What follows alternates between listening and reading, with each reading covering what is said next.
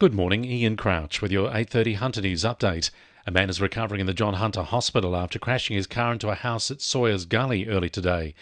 Emergency services arrived in Sawyers Gully Road just before 3 a.m. to find the man trapped in the car. The Cessnock Volunteer Rescue Squad used hydraulic tools to remove the driver's side door and B-pillar and helped medical personnel manoeuvre the injured man onto a spine board. He was taken to Cessnock Airport and flown to Newcastle by the Westpac rescue helicopter. A 16-year-old girl has survived a terrifying kidnapping ordeal in Western Lake Macquarie. Police say she was threatened at gunpoint at Martinsville last Friday afternoon and forced into the boot of a car before being taken to a home at Cooranbong, where she was detained overnight. She managed to raise the alarm the following day. A 69-year-old man has been refused bail in court and will reappear in October. Newcastle Lord Mayoral Liberal candidate Callum Poole is looking to lift the 30 km/h speed limits in Honeysuckle and Derby Street if elected in September.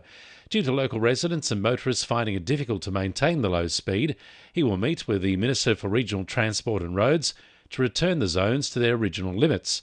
He says it's something which needs to be addressed. That's slower than most school zone, well, in any school zone. It's just incredibly way too slow. People find it frustrating and it needs to be lifted.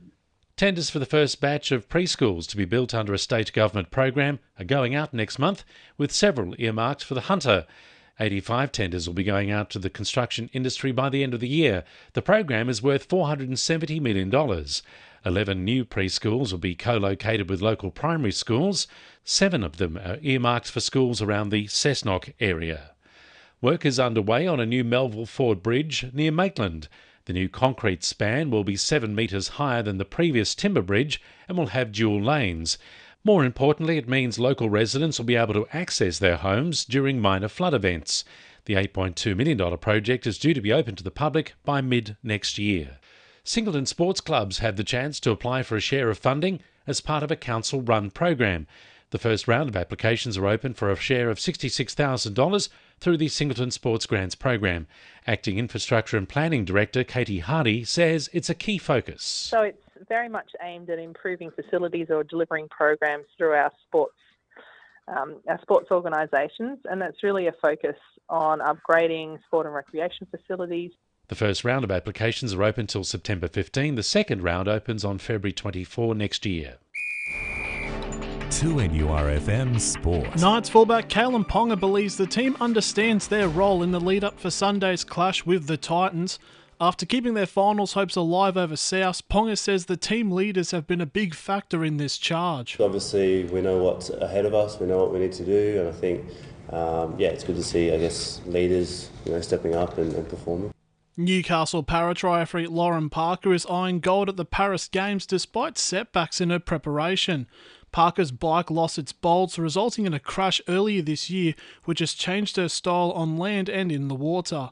Scone horse racing trainer Stephen Jones will meet with the Racing Appeals Tribunal in October in a last-ditch attempt to fight his disqualification.